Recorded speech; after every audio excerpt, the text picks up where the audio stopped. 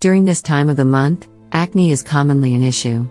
Because of hormones alone, adult women get acne much more frequently than adult men. Acne is the term for breakouts brought on by periods. Before the start of your period, your body creates more sebum, an oily substance that clogs pores and results in acne. Your chin and jawline may experience breakouts before or during your period. 1. Your breasts are painful or swollen. Cyclical breast discomfort is the term for menstrual-related breast discomfort. From the time of ovulation until a few days after the start of your period, your breasts may feel tender or swollen. Changes in the lactation-related hormones progesterone, estrogen, and prolactin may be to blame.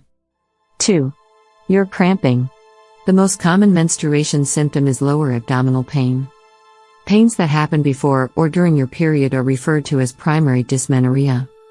Contrary to many other symptoms, cramps typically start a few days before your period and last for 2 to 3 days. Many other symptoms start 1 to 2 weeks before your period and stop when bleeding begins.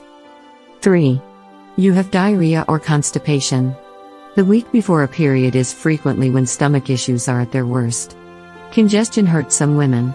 Diarrhea affects lots of people. 4. You feel gassy and bloated. Water retention is another common issue, though it is also hormonal. Premenstrual bloating can be reduced by consuming less salt, more fruits and vegetables, and engaging in regular exercise. 5. Your head is hurting. Getting headaches before your period may indicate that your estrogen levels are changing. You may have noticed if you frequently get migraines that they typically begin before your period. 6. You experience mood fluctuations. You may experience emotional effects from the hormonal changes that physically cause period symptoms. You may cry out suddenly or experience feelings of rage and frustration. 7. You're worried and down. Usually, PMS, depression, and anxiety are connected.